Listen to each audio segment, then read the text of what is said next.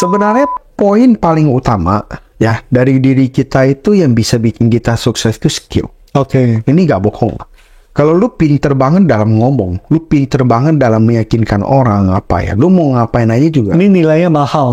Iya. Gitu. Nah sebenarnya di 2022 itu pada saat gua gagal banget ya, sebenarnya yang bikin gua lumayan bangkit itu justru omongan dari lu, Mon.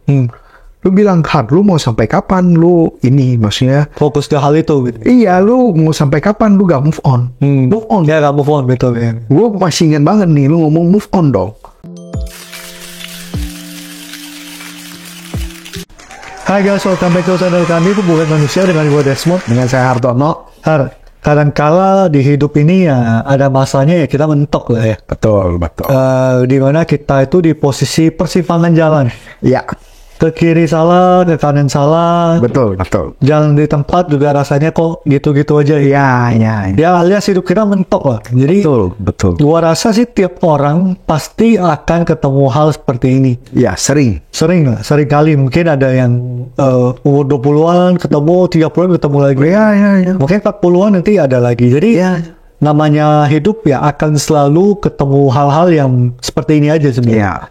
Ya tentunya ya kita kadang nggak pengen ngalamin, tapi ya nggak bisa. Memang menurut gua ini pengalaman atau bagian yang harus kita lewatin aja sih.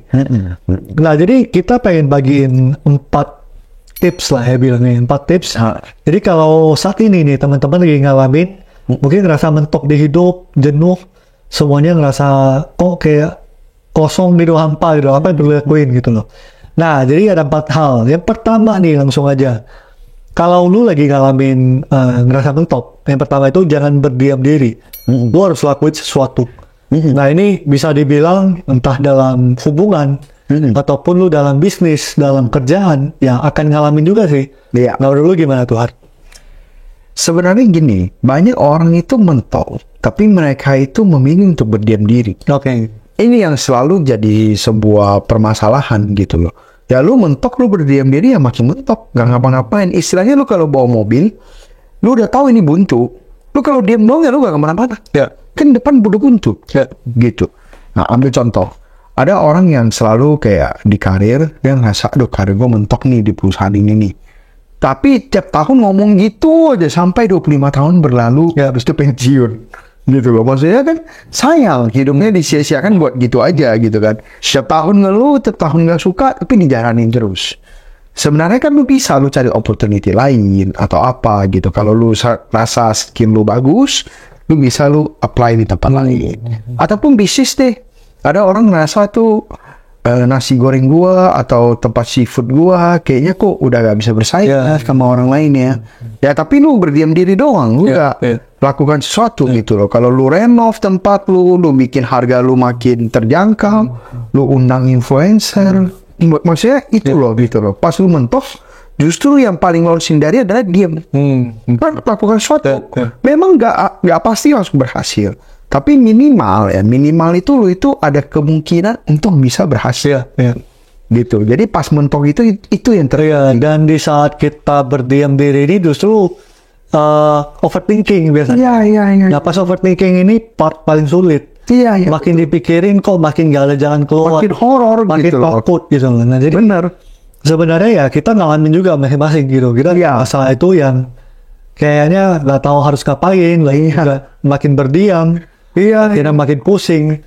Nah sekarang sebenarnya kita mungkin di tahap yang sangat produktif juga. Iya betul. Jadi kita melewati masa itu loh. Maksudnya kita nggak tahu harus ngapain. Betul. Sehari-hari itu ada masanya itu karir juga rasanya kok bentok. Lalu juga kayaknya kayak enjoy jalaninnya gitu. Bener. Nah sampai ya kita ketemu posisi sekarang juga sih. Jadi maksud kita itu sebisa mungkin teman-teman coba explore, coba lakuin. Walaupun nggak bisa cepet sih. Kita nggak bisa bilang hari ini teman-teman coba langsung bisa ketemu juga. Mungkin juga butuh waktu berbulan-bulan atau bahkan bisa setahun. Nah, tapi yang penting dilakukan. Betul. Ini gue sambil cerita lah ya. Oke. Sambil cerita. Jadi di 2020 itu, itu sebenarnya waktu dulu kerja udah jadi direktur itu udah lama. Udah lama banget. Tapi gue ngerasa di 2020 itu gue mentok. Di 2020. Tapi gue kalau mau berhenti itu kan nggak bisa langsung dadakan. Iya. Padahal kerjaan gue sebenarnya sih enak. Kalau berhenti mau ngapain gitu. Heeh. Nah di 2020 itu gue mulai explore tuh. Investasi, terus bisnis, habis itu bikin konten, lain-lain gitu. Nah di 2022 itu gue hancur tuh. Gue gagal tuh. Habis investasi gue minus 4 miliar lah di 2022. Padahal gue kira ini udah beres nih. Sesuatu yang gue lakukan di 2020 ya. Gue 2022 hancur semua tuh. Nah waktu itu gue mentok banget. Akhirnya di 2023 awal gue bikin medsos gue. Gue pikir, wah gue harus ini nih kalau gue Lakukan sesuatu gitu. iya, gue harus sambil bikin medsos biar bisa personal branding gitu kan. Padahal dulu gue sangat anti medsos ya mana. Gue bahkan sangat gak suka loh yang namanya tuh posting story lah, apalah gitu. Gue gak suka banget. Cuman gue pikir gue harus berubah. Gue gak bisa kayak kolot konvensional seperti dulu gitu. Nah akhirnya setelah dilakukan berhasil gak ya? Gak langsung sih. Medsos gue juga sangat-sangat challenging gitu loh, sangat sulit apa segala macem. Cuman ya setelah kita gak berdiam diri lakukan ya pasti ketemu lah jalan gitu loh. Jadi singkat cerita, jangan pernah pas lu mentok lu pilih untuk gak ngapa-ngapain. Itu lu makin hancur. Lu tunggu waktu doang. Ya ini kalau teman-teman di posisi itu saat ini jujur gak mudah. Jadi ini bukan sesuatu yang kita bilang mudah semudah yang kita ceritakan gitu. Iya. Tapi ya pastinya kita pernah ngelewatin sih. Jadi kita bisa cerita seperti itu. Nah yang kedua nih, kalau saat ini mungkin lu gak mentok lah, tapi mungkin menuju gitu ya. Lu juga ngerasa kok beberapa tahun terakhir lu agak mentok nih, agak gak ada pertumbuhan. Nah jangan sampai nunggu lu tuh sampai mentok, tapi lu itu selalu coba untuk upgrade diri lu. Entah lu upgrade skill, entah lu upgrade koneksi, atau lu ketemu lagi temen-temen lu yang udah lama gak ketemu. Nah seperti itu sih. Jadi di saat itu tuh kita baru bisa dapat sesuatu, mungkin hal-hal baru lah. Mungkin kita catch up dengan teman-teman kita, bagaimana mereka melakukan hal atau bisnis mereka. Jadi kita juga bisa belajar sesuatu. Betul. Nah menurut lu gimana soal upgrade skill ini? Sebenarnya poin paling utama ya dari diri kita itu yang bisa bikin kita sukses itu skill. Ini gak bohong. Kalau lu pinter banget dalam ngomong, lu pinter banget dalam meyakinkan orang lu mau ngapain aja juga. Ini nilainya mahal. Gitu. Contoh, lu jual Lamborghini, lu pinter meyakinkan orang, lu pinter ngomongnya, lu jago komunikasi, ya lu mau jual Lamborghini juga bisa gitu. Tetapi kalau seandainya lu gak pernah asah skill komunikasi lu, gak pernah lu asah, ya lu gitu-gitu aja. Ini kita ngomong komunikasi. Kan masih banyak skill-skill lain. Seperti barista. Orang kira barista itu kerja ya jadi barista aja. Kita di Indonesia itu punya barista nomor 1 dunia, namanya Michael Jasin. Itu bener-bener barista paling top nomor 1 di dunia. Bahkan lu kalau mau minum kopi dia, omakase itu kayaknya 1 jutaan atau berapa ratus ribu, gue lupa lah. Yang penting mahal banget loh. Gitu loh. Lu bayangin seorang barista yang kita di Indonesia itu kita gak terlalu anggap itu kerjaan yang prestisius banget. Itu bisa sampai sehebat itu. Bahkan semua perusahaan juga mau jadi brand, maksudnya mau pilih dia jadi brand ambassador gitu loh. Seperti Kopken kan juga pakai Michael Jasin juga buat bikin kenangan blend atau apa gitu loh. Maksudnya luar biasa banget lah gitu. Ini cuma seorang barista. Lu kalau jadi seorang sales property, lu juga bisa jadi sales property nomor 1 di Indonesia. Dengan cara lu tingkatin terus skill lu gitu. Jadi jangan tunggu lu mentok, lu tingkatin. Nah kalau lu mentok, justru harus mulai tingkatin skill lu. Contoh, lu admin, lu kerja cuman jadi kasir. Nah selain kasir, lu belajar dong cara ngomong ke customer itu gimana, service experience gimana, apa segala macam. Sehingga pas lu mau pindah kerjaan, pas lu interview, orang ngerasa oh ada something di diri. Ada yang beda gitu. Ada yang beda. Misal kasir nih, tiap kali orang mau bayar, lu sapa dulu. Selamat siang bu, atau apa. Maksudnya ini hal-hal kecil yang mungkin gak semua kasir lakukan. Betul.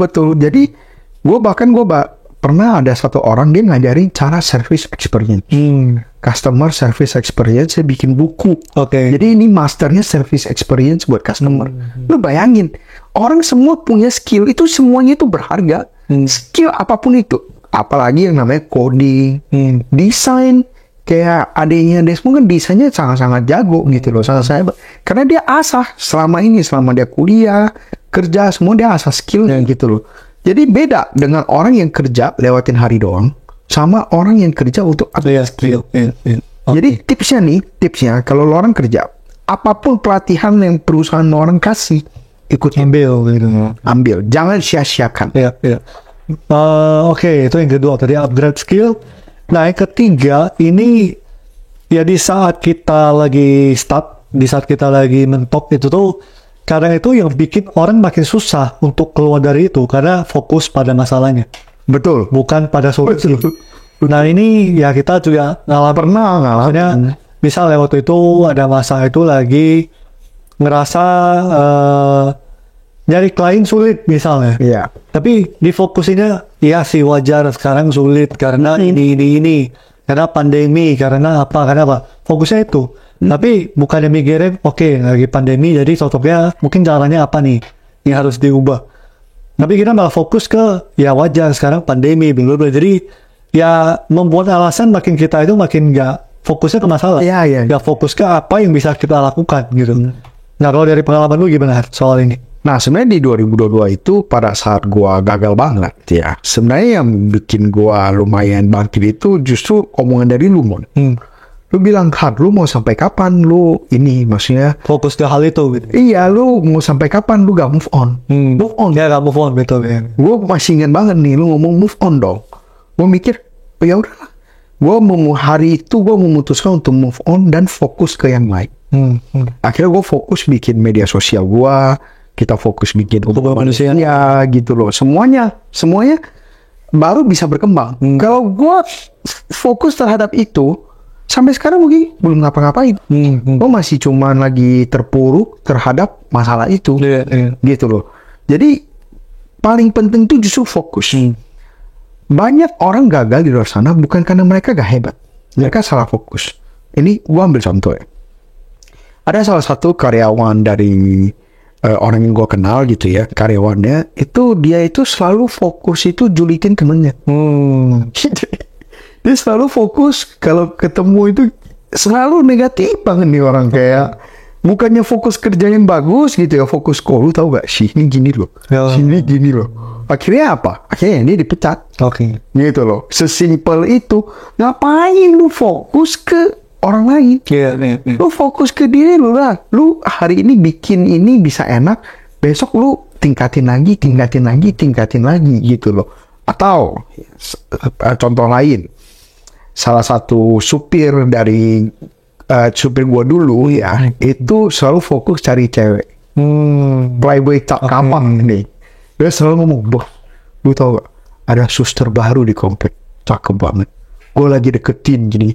Berarti ya elah, lu ngapain lu fokus ke yang gak penting kayak gitu? Memang enak sandangan gitu kan. Cuman lu punya istri, punya anak gitu ya. Terus habis itu juga duit lu habisin buat yang kayak gini. Kalau lu simpen kan mungkin lu bisa beli tanah, bisa buat warung, iya, bisa buka warung buat istri lu gitu loh atau apa. Jadi salah fokus. Banyak orang kira dia orang gagal karena dia orang gak ada bakat. Enggak, salah fokus doang. Jadi orang fokus terhadap masalahnya tambah gede. Orang kalau fokus sama solusinya tambah banyak. Orang fokus sama karirnya meningkat. Orang fokus sama bisnisnya berkembang. Sesimpel itu sebenarnya. Cuman ini yang sering orang lewat. Kadang itu pikiran kita itu terlalu banyak cabang sebenarnya. Ini cabang soal masalah ini, masalah itu. Tapi pilihan kita untuk milih mau urusin yang mana nih?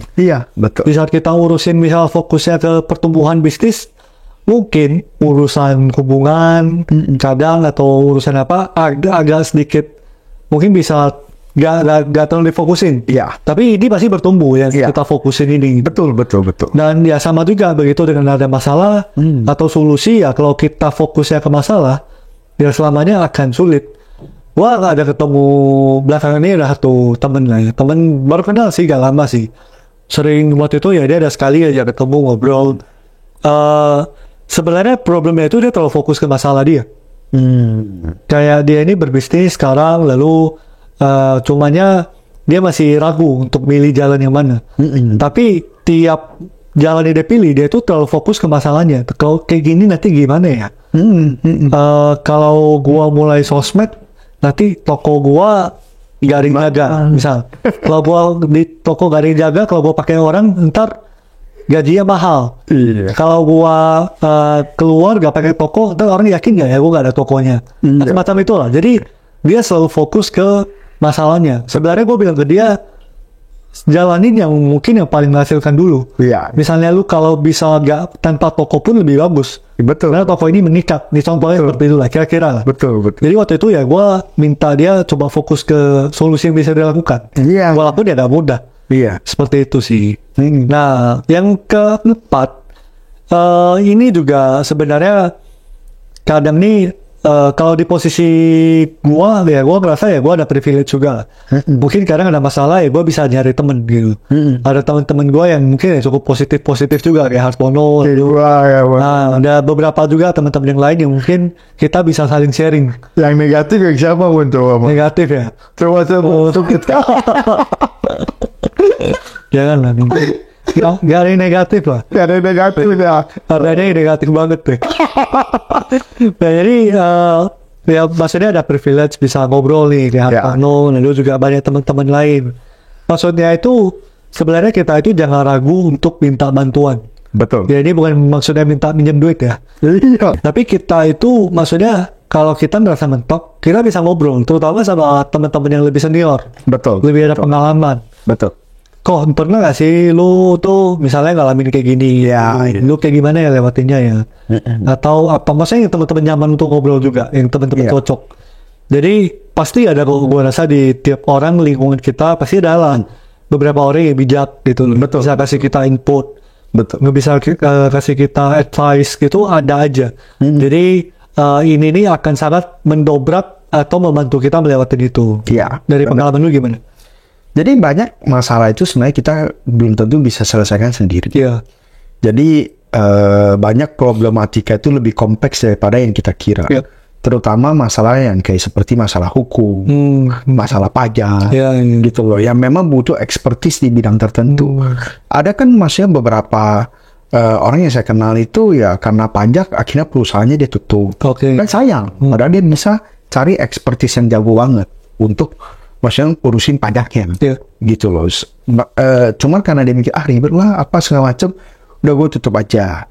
Ataupun ada yang kayak maksudnya dia punya properti, dia mikir ini properti nganggur lah, biarin aja.